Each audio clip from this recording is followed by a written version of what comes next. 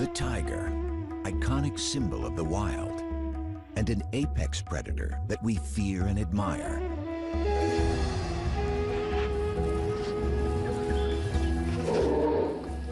In our imaginations, they roam the jungle. But today, many tigers have never even seen the wild. The vast majority of them spend their lives in captivity. Princess is an American tiger, a distant relative of her wild ancestors. She doesn't even know how to hunt. Most tigers in America aren't found in zoos. They're privately owned. There are more than twice as many of them as the highly endangered wild tiger. This could change if new legislation is passed that would ban the private ownership and breeding of tigers. What are the issues surrounding captive tigers in America? And what does the future hold for their wild cousins? Tigers are one of the world's most popular animals. Everybody loves to see a tiger at the zoo. Even the scientists who work around them are impressed by their majesty. Ron Tilson is the senior conservation advisor at the Minnesota Zoo and a renowned expert on tigers. He spent many years tracking and studying them in the jungles of Asia. My heart beats faster every time I see one. Yeah, there is, it's because everything, they represent everything. They are the icon of Asian wilderness. They are the most powerful cat, the largest cat. They are, in my opinion, one of the most attractive cats. But it's also the fact that essentially we have evolved as a species with the tiger, and the tiger is one of the only animals on Earth that preys and eats people. And when a tiger looks at a human being, I think the tiger sees us for exactly what we are. We are nothing more than a piece of meat.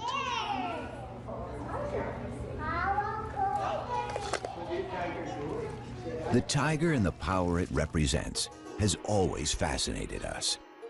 At the beginning of the 20th century, there were 100,000 tigers in the forests of Asia. The first tigers came to America as entertainers. Before zoos and circuses attempted to control their breeding, surplus animals found their way into private hands.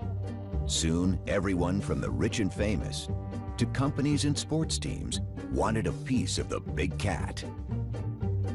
For some Americans, like the character of Tony Montana in the movie Scarface, owning a tiger became a symbol of success.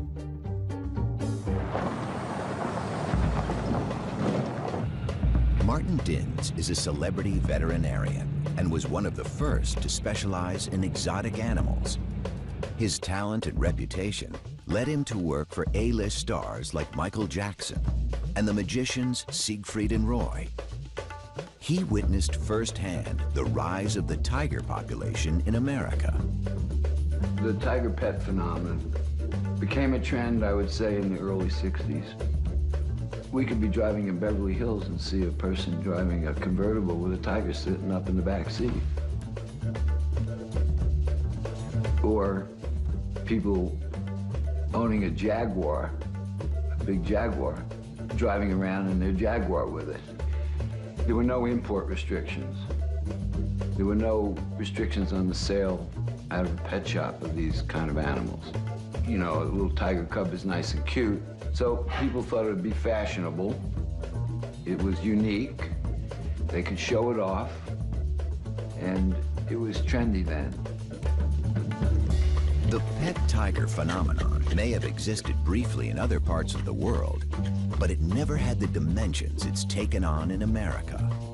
In the 1970s, actress Tippi Hedren, the star of Alfred Hitchcock's The Birds, embarked on an unusual film project. She starred in the movie Roar, where actors and crew members rubbed shoulders with dozens of lions and tigers. I can't believe we did all that we were foolish enough to do it. So many of us were hurt. You know, that it was you know, insanity. It was truly insane here. Tippi Hedren radically changed. She converted the Roar movie set into the Shambhala Preserve, a sanctuary for abused and neglected big cats. Her strong stance against private ownership has drawn attention to the issues facing captive and wild big cats. In the wild, tigers are threatened by habitat destruction and human encroachment.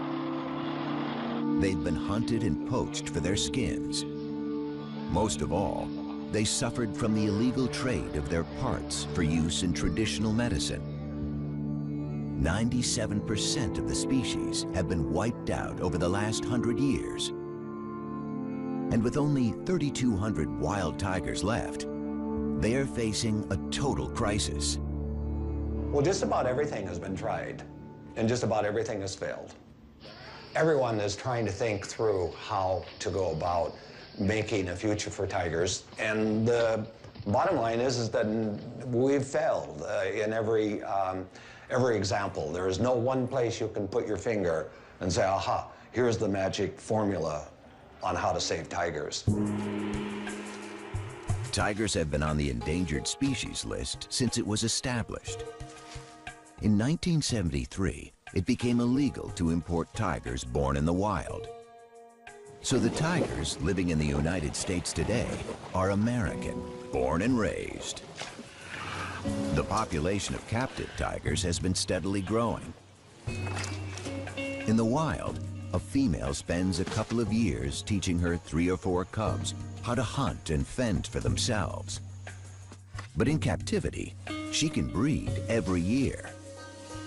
Today, most American tigers are privately owned, and some people still keep them as pets. Susanna Kukol and Scott Shoemaker live in the small town of Pahrump, Nevada, with their 6 tigers. Hi, baby. I know. Mama's girl, huh?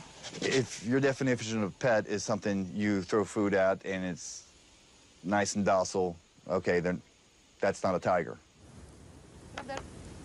That's my girl. That's my girl. Oh, that's my girl. In the cage, it's just fun. Outside, that's when it's like, okay, we are going for the walk, we are gonna go for the training. So outside is like you are in school. In the cage, it's, okay, it's their place, it's their home. Oh, somebody's being cute. So basically, that's the golden rule. You don't push them into any serious training in the cage, and you never ever turn the back on a tiger. But not all captive tigers are pets or collector's items. Some private owners see themselves as conservationists and believe America is the tiger's Noah's Ark. Patty Perry runs her own Center for Conservation and Education in Southern California.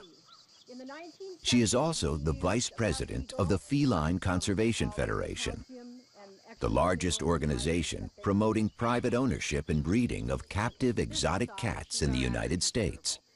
It's far from perfect, but in our world today, we have to have captive breeders, private captive breeders. We have to have private educators, because the zoos can't do it all. You don't get that kind of contact and that kind of one-on-one at a zoo. They have been poached, they have been hunted for their pelts and for their internal organs, and we have very, very low populations. This is Prana, the standard. The snow white is Vishnu. This is my little red-headed stepchild, and this is the one, the golden tabby. He's going to be our biggest tiger here. The tigers is very much an emotional bond. They respond emotionally. I got them all as babies, so I bottle raised them. So there is that connection. You know, they identify me as, you know, mom with the milk. Who wants to feed a tiger? I'll kind of start on this end and give you guys a chance. I want you to hold the stick. Just hold the stick and put it right through there. Want to have a bite? Okay. Who's next? These cats, being 6 generations, you know, captive bred, and their, you know, their primary contact being human beings are not going to be the same as a cat that's in the wild. It's a completely different animal. But will they ever be domesticated? No. They're wild animals. The wild nature of tigers is seen even among those in captivity. In 2003, famous Las Vegas entertainer Roy Horn was mauled during a performance by one of his beloved tigers. The tiger just grabs him, like, let's be right around here in this area, grabs him, like, just locks on him, picks him up, and just drags him. We just heard all this commotion behind the curtain, and you could hear. It reminded everyone that even trained tigers are unpredictable and dangerous. For 40 years, those guys did 2 to 3 shows a day. In the beginning, 7 days a week. That's a lot of exposure to a tiger. If you fall down in front of one of these big cats, and especially with tigers, they're gonna carry you off, regardless of what your relationship is with them. He's got a thing for me, Patty. I know, he does. In my career as a zoological veterinarian, I've worked the gamut of facilities and owners that have tigers. There's the zoos, there's the circuses, there's the private collectors. And years ago, there were a lot more of the illicit owners of these animals. But I've worked for all of them, and I don't discriminate. I have done the best I can to discourage breeding by unqualified individuals. But I took an oath, and is it my business to say, no, I'm not going to treat this tiger because you own it privately? That's on the other side of medicine for me. Lisa Ann Takansnick is an attorney in Washington, D.C. Her organization, the Wildcat Conservation Legal Aid Society, is trying to determine the exact number of privately owned tigers. Hey, I'm calling to follow up with you on the tiger research. You were going to finalize some of the numbers for which state are you still working on? What are we looking at? Alabama? The actual number of tigers in the United States is still a matter of speculation. But the enforcement of laws already in place is problematic. Legislation varies from state to state. At the federal level, the Department of Agriculture and the Department of Interior both enforce different laws affecting tigers. There is no single government body responsible for tiger welfare. Well, we don't really know how many tigers are held captive in the United States. It's a very good question because estimates tend to go all over. Some say there's 5,000 cats in captivity, tigers. Some say there's up to 10. The problem with the numbering system is that the 2 federal agencies that are there to enforce our Endangered Species Act and the Animal Welfare Act don't know how many tigers are out there, which is very troubling because we need to get a handle on the number of cats. As hard as it is to imagine, big cats can be found everywhere, even on the 5th floor of an apartment building in the heart of New York City, like on an October day in 2003. This police video shows Ming, a full-grown 325-pound tiger, left home alone by its owner in Unit 5E of a Harlem apartment building. If the number and the location of big cats is a source for concern, a larger concern might just be the irresponsible owners. Screening for them remains difficult. In 2005, near the Ronald Reagan Presidential Library in Moore Park, a stunning example of human-tiger conflict occurred. I saw a tiger right there, just real slow, huge. He was about this high up to the fence. Newly retired George Gross was the incident commander at the California Fish and Game Department. For more than 3 weeks, he chased a tiger on the loose in a residential area. He got no help from the cat's owner, and on a February morning, he had a difficult decision to make. Basically, this was like a city living in fear for a month because somewhere there was this large tiger running around in their neighborhood. We didn't see it for quite a while, but we knew it was in here. So when it climbed out, it was like it came out of nowhere. All of a sudden, everybody could see it, and it started walking around quite slowly through the grass. You know, I was within 150 yards of it. First thing I thought was, like, what a majestic animal. This thing's beautiful. But then, you know, I came back in, it's like, but I have this job to do too. So it started walking towards me, and then it started going up a trail. I sat there and said, I can't have it up here on the soccer field, baseball field, and our opportunity to take a shot really diminishes. So that's when I gave the order for people with rifles to, if they had a clean shot, to take the shot. The male tiger, weighing as much as 600 pounds, was taken from the hills near the Ronald Reagan Presidential Library by wildlife officials who say they had no choice but to kill it. I've always felt that I, unfortunately, made the right decision. And, you know, to be honest, is the first thing I did was pat him and say I was sorry. Because I knew I didn't want to kill him. George Gross was not the last law enforcement agent faced with such a decision. There was an even more dramatic incident on October 18, 2011, when there was a massive release of wild animals in Zanesville, Ohio. The owner of a private zoo threw open the gates of his facility before committing suicide. This time, it wasn't one tiger, but 18 on the loose. They were all killed by the authorities along with lions, bears, and monkeys. It probably will come to another tragedy before certain laws are either enforced like they should be, or new laws are going to have to be implemented. To have multiple situations happen because we're not moving on these issues is very tragic, and it's very sad, not only for the individuals, but the cats that are involved, because most of the time those cats are shot on site. I'd rather see us be in a proactive mode versus a reactive mode. Is it time to ban the private ownership of tigers and other exotic animals?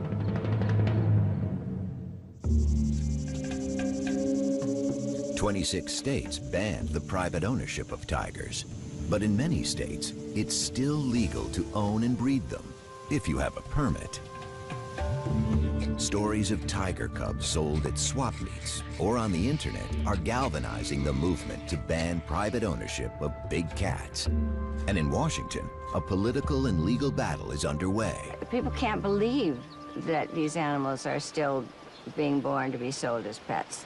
And you can get them for any amount of money if you're foolish enough to pay. And when you see those little cubs, they're cute. But by the time they're 7 months old, they are tearing up your house and taking a pretty good chunk out of you, because they don't have a 400-pound mom to say, knock it off, nor do they have any siblings with whom to play. So you become the sibling, and they're tough. You're dealing with an apex predator. They are top of the food chain, one of 4 of the most dangerous animals in the world.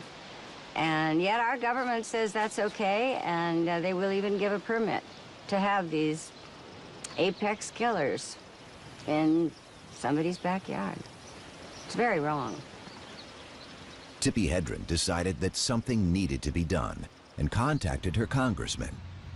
She successfully proposed a new law to prevent taking big cats across state lines, but this was just the beginning. So I took a bill to Washington in 2003. It was simply to stop these animals moving from one state to another. And it took 2 years. It was called, titled the Captive Wildlife Safety Act. It was sort of a precursor to the bill that I am ultimately, my goal is to have a bill that will stop the breeding of all of these animals to be sold as a pet or for financial gain. Tippi Hedren isn't alone in her quest to end the private ownership and breeding of tigers.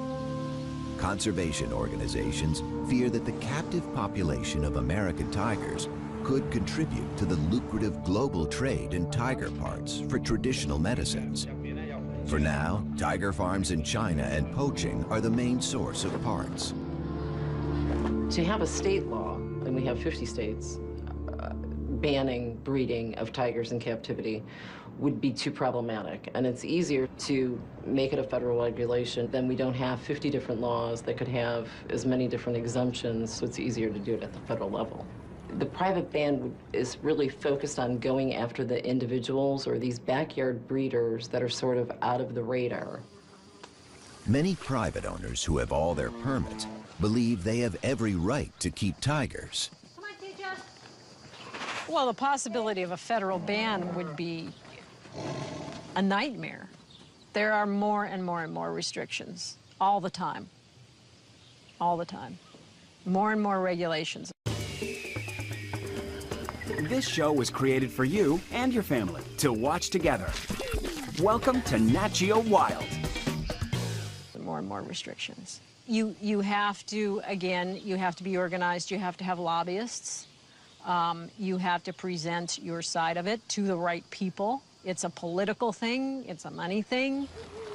The organizations pushing for the ban are also concerned about tiger welfare. Even federal agencies have set very low standards of care. A 3-by-3 meter cage is the minimum requirement. Tammy Tees manages the Wildcat Sanctuary in Minnesota. She has heard countless stories of abused animals and careless owners. Most of the animals, including the tigers at the sanctuary, come from people who think a tiger would make a good pet. We hear all the stories. It got aggressive. It turned on me. I can't find vet care. I lost my homeowner's insurance. You know, I didn't know it'd get this big. I didn't know it'd eat this much. And we tell people a wild animal is not a pet, and it never should be kept as one. Titan behind me, that tiger was illegally owned and should have been seized under the state law. Had he been seized prior to that, his owner would still be alive today. Stopping people from acquiring and breeding tigers motivates animal rights defenders and conservationists, but private breeders defend their practice by saying that if tigers were to go extinct in the wild, it would be better to have captive tigers than none at all. This view is highly controversial. My question is, if you ban these animals, we can no longer keep and breed them, so they will be extinct in captivity. Now they go extinct in the wild. What have you accomplished? You killed the species.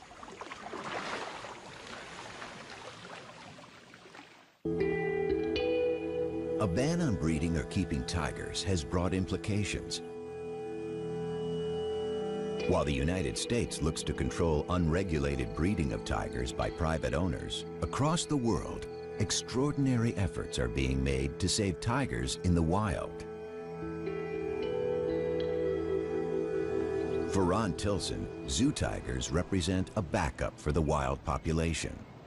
He has been the coordinator of the Tiger Species Survival Plan, designed to maintain healthy and genetically diverse tigers. In the zoo world, we try and have what we call a hands-off management. That means let's not touch tigers, let's not play with tigers, let's consider them really quite dangerous. For the longest time, I refused to even call a tiger by a name. I'm not particularly fond of house names. To me, they're numbers. They're a stud book number, and I see a tiger more as a collection of genes. And what I'm concerned about is the future, way down the line, that these animals still maintain their tigerness. Scientists have divided tigers into 9 subspecies. 3 of them have already gone extinct: the Bali tiger in the 1940s, the Caspian tiger in the 1970s, and the Javan tiger in the 1980s. Surviving are the Siberian or Amur tiger, the Bengal, the Indo-Chinese, the Malayan, and the Sumatran tigers. They are all endangered. And the last South China tigers can only be found in captivity.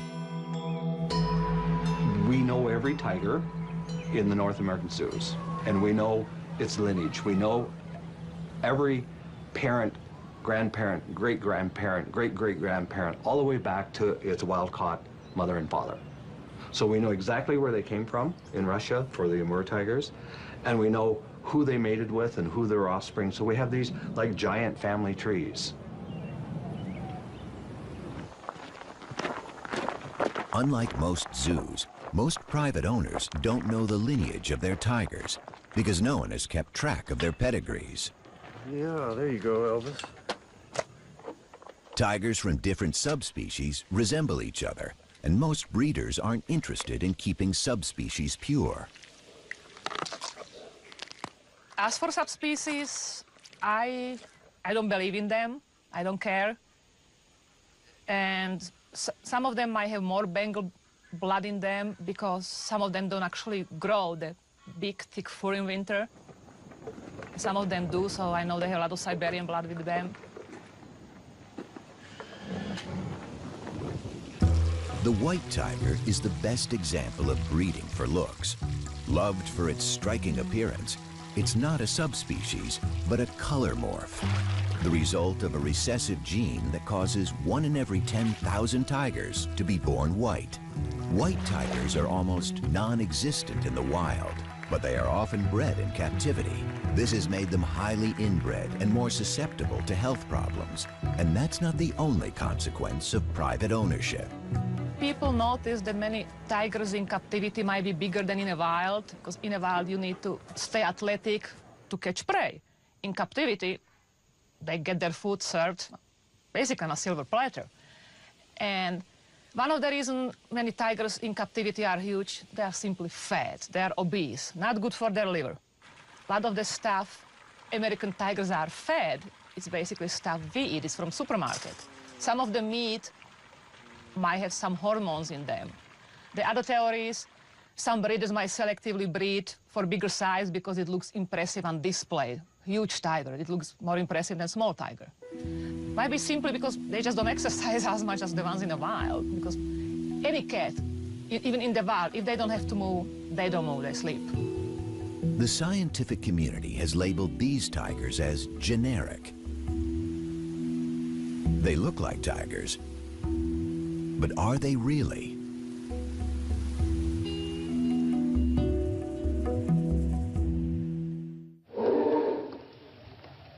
Tigers in the wild are generally solitary and secretive, coming together during the mating season and perhaps to share a kill. In captivity, they become very sociable with both humans and other tigers. They haven't been taught how to hunt and could starve if left on their own. Has the very essence of tigerness been bred out of them?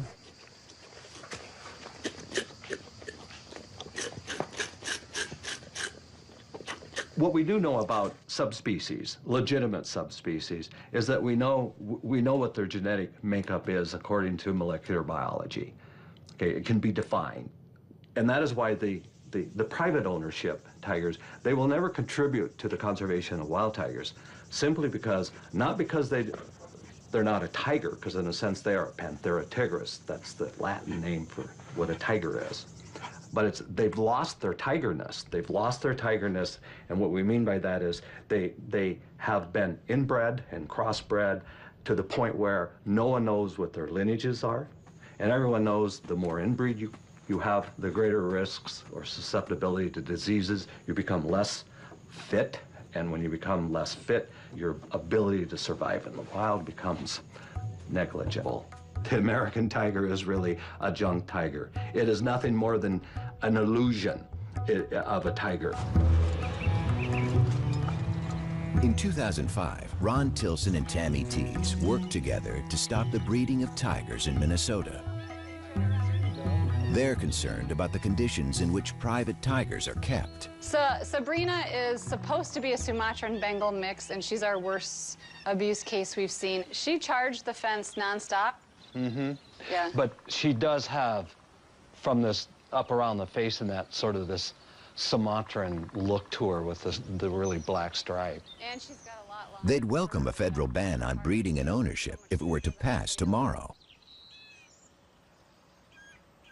I wouldn't want to see these animals abused. You can't do that. That I would lose sleep over.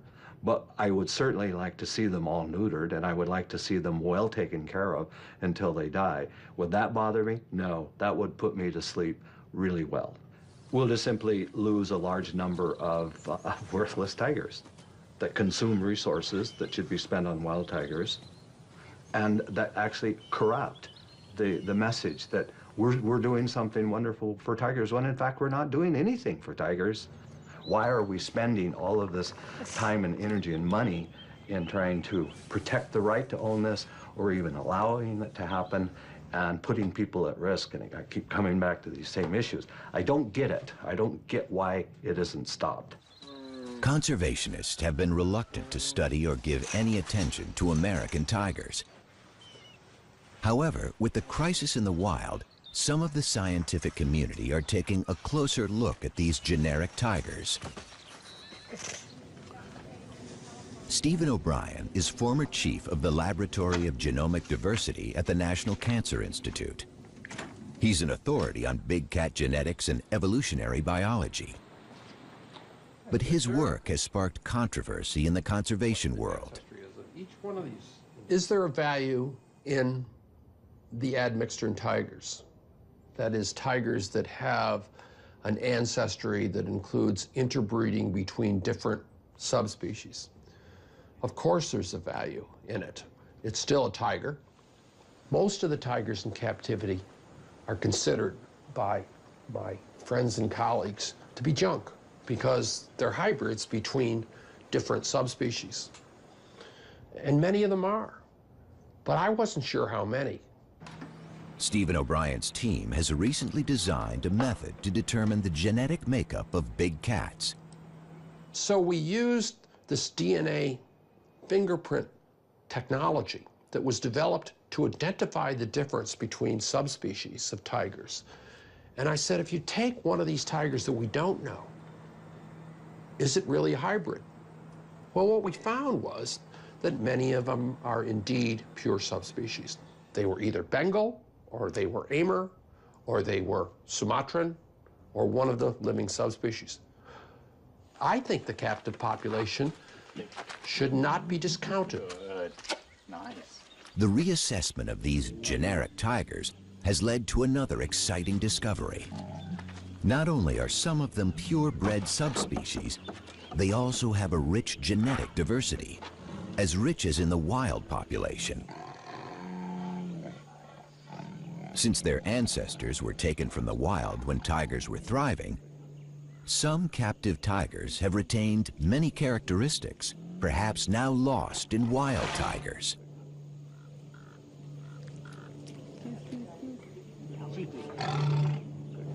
Tiger conservationists have been quick to point out that the sample studied by Stephen O'Brien did not include a significant number of backyard-bred tigers. Still, he believes that each tiger counts. My personal feeling about it is we're backing up a tiger population in the wild that is not doing very well. And to tell you the truth, I'd rather have the animal alive in a few hundred years than simply lose it by exterminating all the captive animals, which is, one solution.